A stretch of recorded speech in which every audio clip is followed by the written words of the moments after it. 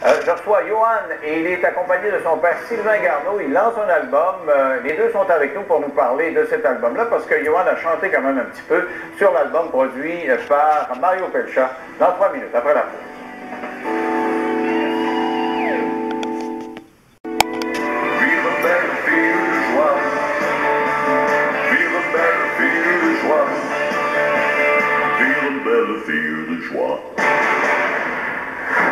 Ah, vous venez d'entendre une pièce de Sylvain Garneau. Sylvain Garneau, c'est le père du chanteur Johan. Alors, il y a comme des parentés, je dirais, vocales. Vous l'avez sûrement décelé. D'ailleurs, ils chantent certaines chansons tous les deux ensemble. Un album qui s'appelle La clé du bonheur de Sylvain Garneau. Ils sont tous les deux avec moi. Sylvain et son fils Johan. Salut. Alors, présente-moi donc ton père, je te connais. Moi, je te fais longtemps que je te vois, là. Hey, on se connaît parfaitement. Ah oui? Mon papa, c'est Sylvain Garneau. En fait, non, ben, c'est un artiste. Ben, je peux dire que ça fait 40 ans qu'il est dans le métier. Puis je suis très fier qu'on le reconnaisse aujourd'hui. Ça prouve que dans la vie, on récolte ce que l'on sème. On finit toujours par avoir ce que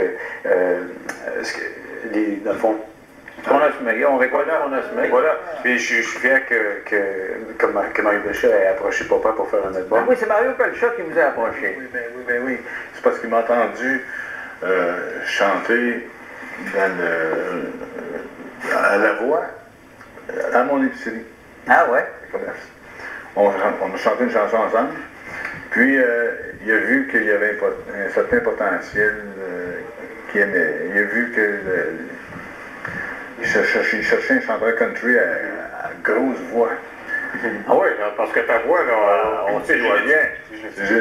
Ouais. Mais ça fait longtemps que vous chantez, là. Oui, depuis 1977.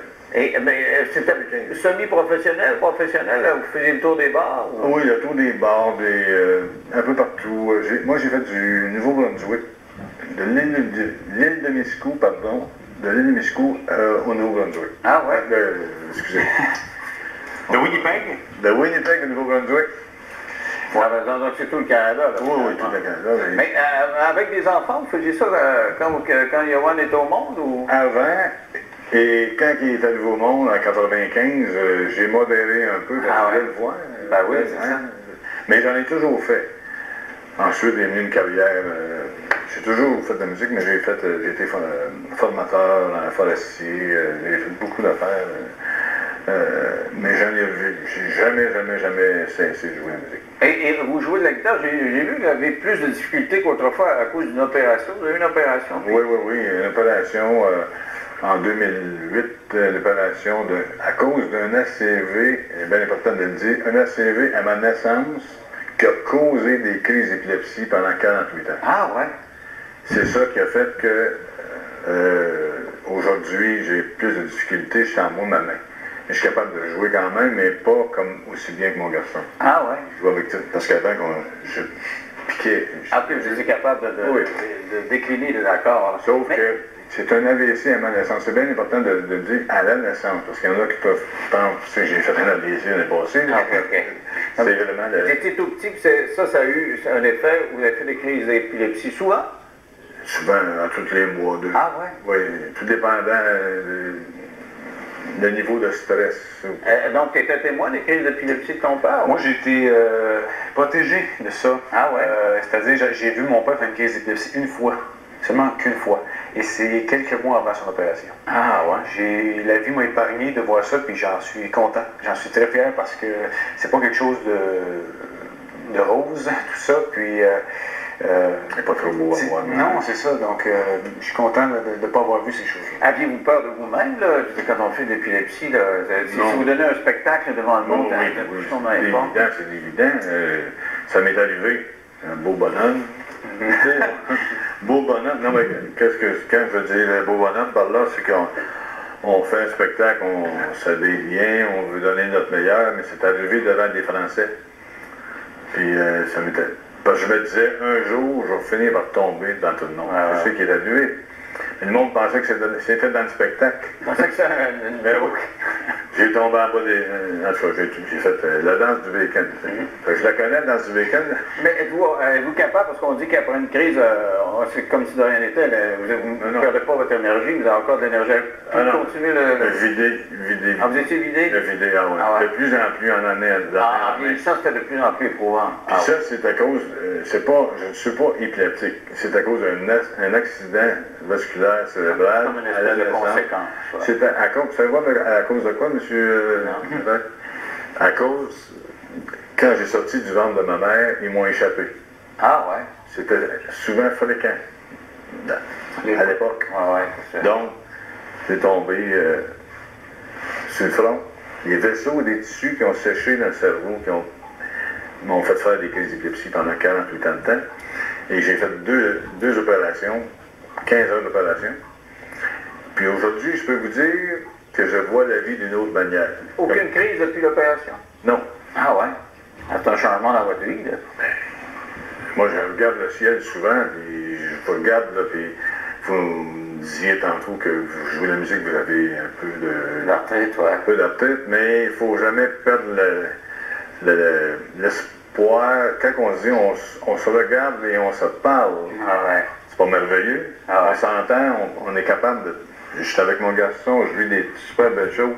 Je laisse le passé derrière, c'est un nouveau Sylvain Garneau que vous venez d'entendre, la clé du bonheur. La clé du bonheur qui est en dedans de moi.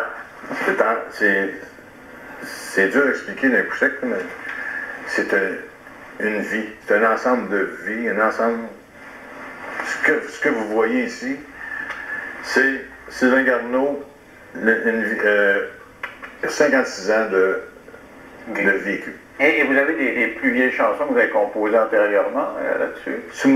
Oui, sur mon premier album, il y a la première chanson que j'ai composée de ma vie, c'est L'homme de la rue, et Cœur de velours, qui est ma femme. Alors toi, t'écoutais ton père jouer, puis est-ce que vous lui avez montré à jouer de la guitare? T'as appris à jouer de la guitare avec lui? J'ai appris mes premiers accords, c'est-à-dire mi, la et si. Ah oui, ça joue bien. Un petit mi mineur, c'est plus facile. Moi, exactement. Donc c'est ça, j'ai appris le plus simple.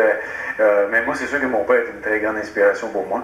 Il y avait plus de dextérité quand j'étais plus jeune avec sa main. Donc, c'était un très bon guitariste, très bon chanteur. Moi, j'ai grandi, je le regardais. C'est un géant pour moi, mais puis très inspirant. OK, alors le fait qu'il ait pu vaincre l'épilepsie, ça change quelque chose dans ta perception? Là, mais moi, en fait,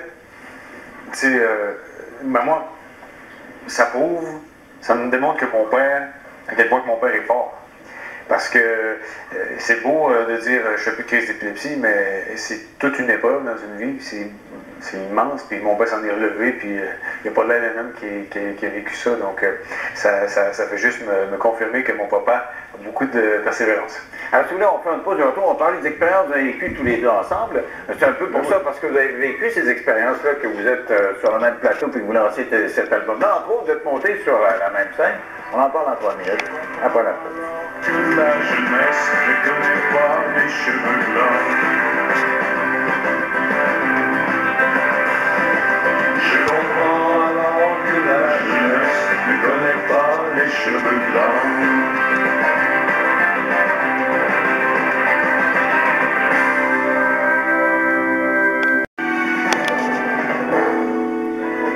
Je ne vis plus comme avant.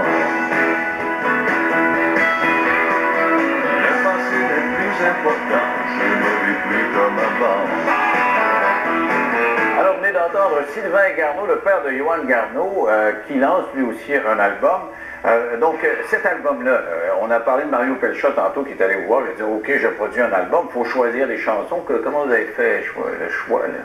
Ah, c'est des chansons que j'ai composées, que j'avais en banque. Puis, à la dernière minute, il est arrivé des événements marquants. Puis que, à un moment donné, là, je suis venu tout seul, puis ça continuait. Puis, tu sais, on dirait que c'est en dedans, hein, on n'enlève pas l'artiste de l'homme, là, tu sais. Fait que là, il fallait que ça... Donc, j'ai enlevé le rideau. Oui, j'en ai écrit d'autres, puis j'en ai encore en banque pour faire un autre album, puis peut-être deux. Et là, vous chantez tous les deux là-dessus. Et quand je disais que vous avez le même timbre, on ne fait pas des chats et des chiens, ma mère disait. Comment vous êtes divisé le travail sur certaines chansons, là? En fait, c'est important de préciser que l'album, c'est vraiment l'album de Papa. Ce n'est pas un album de duo. C'est ça.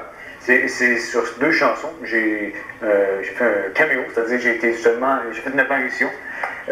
Puis c'était important pour moi aussi de prêter ma voix à quelques chansons pour Papa.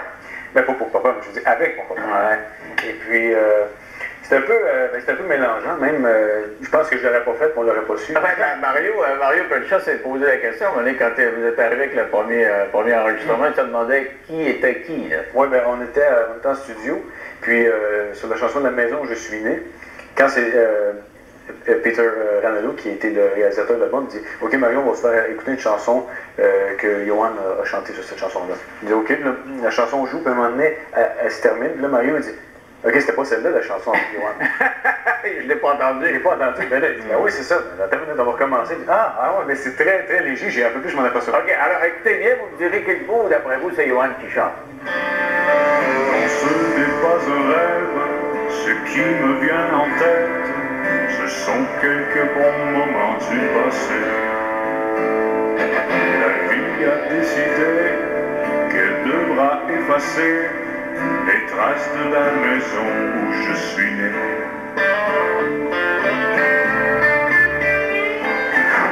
Alors, c'est quel bout que tu chantes là-dessus?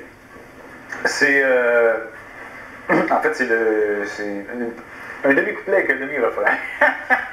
C'est pas mélangeant. C'est mélangeant, mais tu sais, c'est comme trouver Charlie, tu sais, c'est comme bonne chance. Donc vous avez vraiment le même thème de voix, là. Vraiment.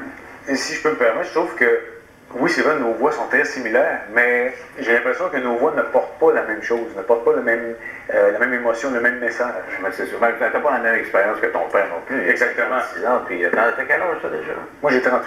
Ah! Moi, j'ai 21 ans. Quand même. 21 ans, mais J'ai content que ça. oui, mais papa, je trouve que sa voix est plus riche. Moi, Ça va faire ça en vieillissant. Quand tu vas vieillir, c'est fatigant, on va dire. Mais vous êtes monté sur la même scène. On parlait tantôt de la voix, mais au centre Vidéotron, tu étais le premier Québécois francophone à monter sur la scène là-bas. Vous êtes allé le rejoindre pendant un petit bout de temps? Ben oui. Qu'est-ce que ça fait d'être un coup dans un aréna, là, des gros arénas, plein avec son fils? C'était quoi? Je vais vous dire, ça, en bon québécois, là, ça fesse. Ah ouais? Au cœur. Je Parce comprends. que, tu sais, j'ai joué devant 5000 personnes, c'était le top de personnes, mais tu sais, je les voyais plus, là, puis tu sais, bon, tu sais, il y avait tellement de monde que, donc, à 5800 personnes qu'il y a eu, je crois, que 6000 personnes. C'est pas la même chose, hein, les gens, c'est la manière que c'est situé, c'est encore plus Ça a été, c'est comme une bouffée d'amour, t'es pas capable de rien dire. C'est une innovation. Tu regardes ça, tu dis, je regarde où ce que je suis bien. Il ne faut pas que ça ait d'effet sur ta voix, en plus, c'est ça qui est...